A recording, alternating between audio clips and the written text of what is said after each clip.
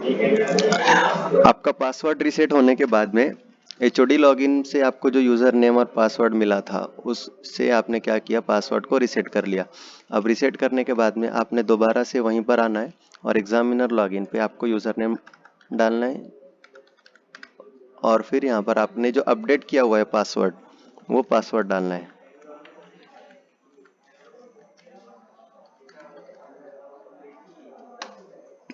Captcha code डाल देना है।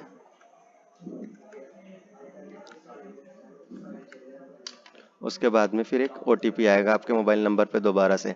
हर बार लॉगिन पे आपको ओटीपी लगता है, ठीक है।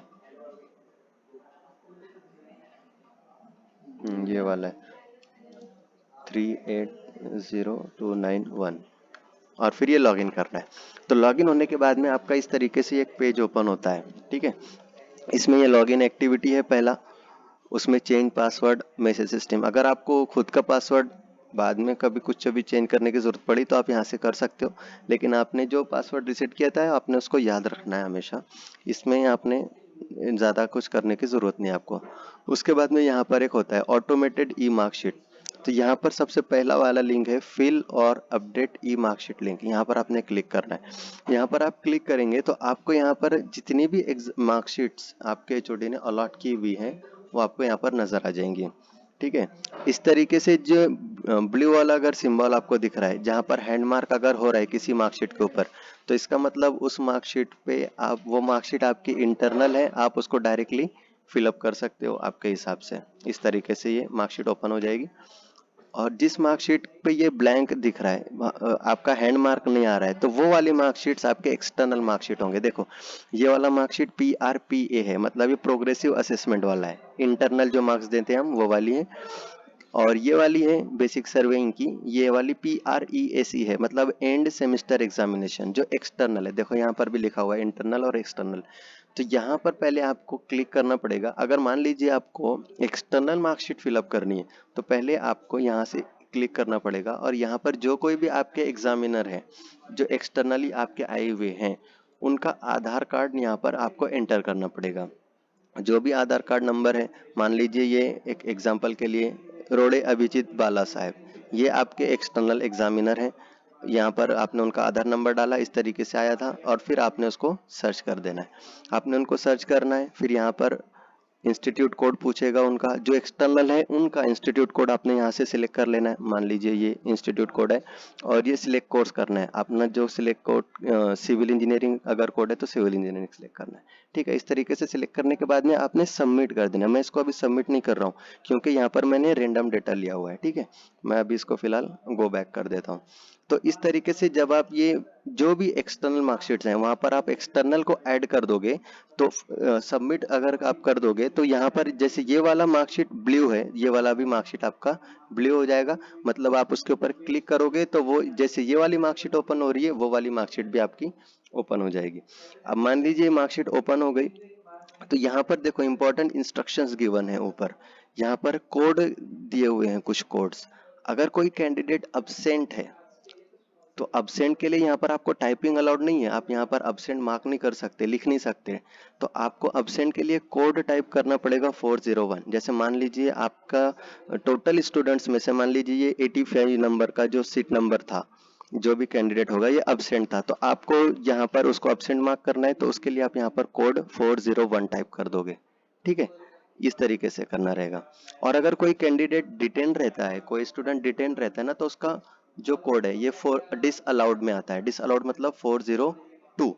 और ये 402 बोले तो ये ऑटोमेटिकली खुद ब खुद पहले से मार्क किया हुआ रहेगा, उसको आपको मार्क नहीं करना है। आपको सिर्फ अगर कोई कैंडिडेट अब्सेंट रहता है तो 401 आएगा, अदरवाइज इसमें से बाकी का इतना कुछ ज्यादा यूज होता नहीं है, ठीक है।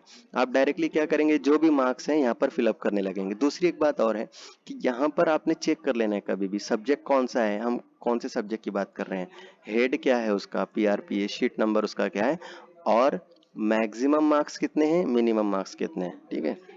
मैक्सिमम मार्क्स 50 से ज्यादा आपने इसके अंदर लिखना नहीं है और मिनिमम मार्क्स 20 है। 20 से कम अगर आप इसमें देते हो तो कैंडिडेट फेल माना जाएगा, वो फेल हो जाएगा।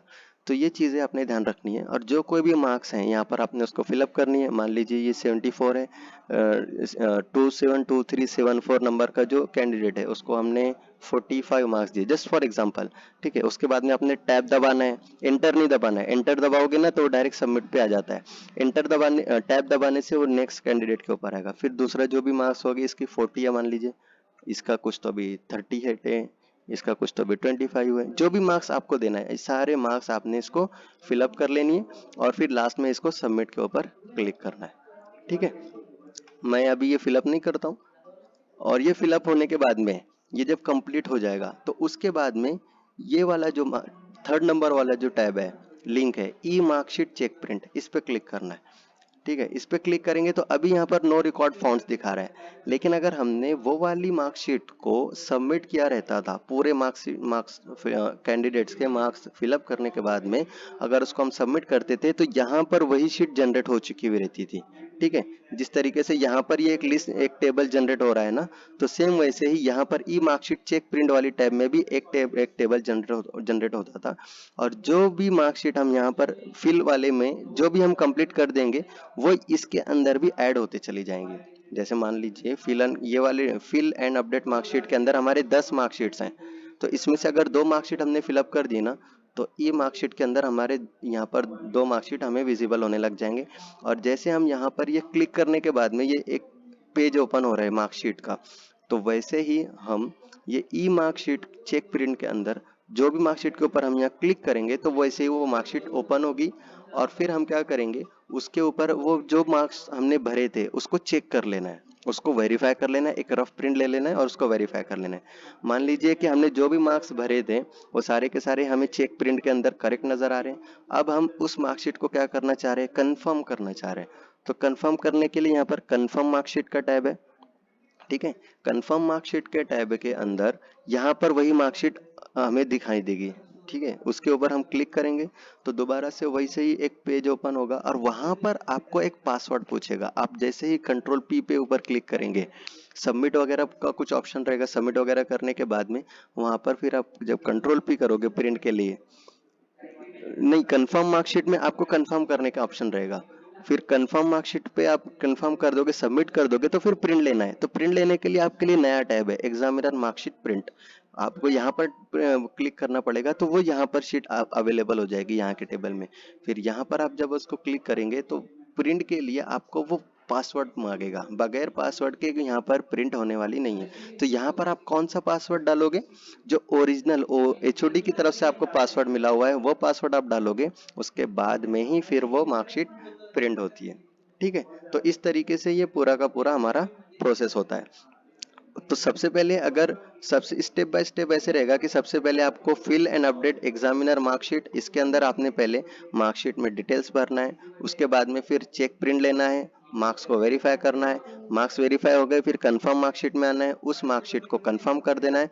और फिर उसके बाद में ई मार्कशीट चेक प्रिंट पे आना है और फिर वहां से आप ओरिजिनल वाला पासवर्ड डाल करके प्रिंट लेना है। अब अगर मान लीजिए आपने यहाँ पे फिल एंड अपडेट मार्कशीट के अंदर आपने मार्कशीट में डेटास भरे, ठीक है, आपने मार्कशीट में डेटास भरे, सबमिट कर दिया, और फिर जब ई मार्कशीट चेक प्रिंट ले रहे थे तो यहाँ पर आपको पता चला कि कुछ गलती हो गई है, किसी स्टूडेंट के मार्क ऊपर नीचे हो गए या कम ज्यादा भरे चले गए हुए हैं। तो आप क्या करेंगे, फिर दोबारा से फिल एंड अपडेट मार्कशीट पर आएंगे और वही वाली मार्कशीट को दोबारा से ओपन करके आपको जो कुछ भी अपडेट करना है वो अपडेट कर देंगे। ठीक है, यहाँ पर देखो वर्जन लिखा हुआ है। तो अगर आप पहली बार यहाँ मार्कशीट जब मार्क्स अपडेट करेंगे तो यहाँ पर ये वर्जन 1 आएगा। अगर आप दोबारा से उसको अपडेट करेंगे तो वर्जन 2 हो जाएगा, और अपडेट करेंगे तो वर्जन 3 होता चला जाएगा। तो आप इसमें अपडेट दोबारा से कर सकते हैं, क्योंकि देखो ये टैब का नाम ही है ना, फिल और अपडेट। मतलब पहली बार अगर आप मार्क्स डाल रहे हैं तो वो फिल में आ जाएगा, और अगर उसको बाद में चेंजेस कर रहे हैं तो वो अपडेट में आ जाएगा। तो आप इसको नंबर ऑफ टाइम्स इसको अपडेट कर सकते हैं। अपडेट करने के बाद में फाइनल जब ई मार्कशीट चेक प्रिंट लेंगे दोबारा से, तो आपको जब कंफर्म हो जाएगा कि हमारे मार्क्स भरे हुए कंफर्म है, तो फिर कंफर्म मार्कशीट पे आके मार्कशीट को कंफर्म करना है और फिर उसके बाद में ओरिजिनल पासवर्ड डाल करके प्रिंट लेना है। ठीक है, तो इसकी इस तरीके से स्टेप बाय स्टेप प्रोसीजर है। एक बात आपको ध्यान रखना है कि फिल एंड अपडेट मार्कशीट में यहाँ पर आपकी जितनी भी लिस्ट हैं, जितने भी मार्कशीट्स आपको यहाँ पर अलॉटेड रहेंगी एचओडी की तरफ से, उन सारी मार्कशीट्स का आपको फिलअप करके जो भी टाइम ड्यूरेशन है उस टाइम ड्यूरेशन से पहले पहले सबमिट करना आपके लिए कंपलसरी है। ठीक है, थैंक यू।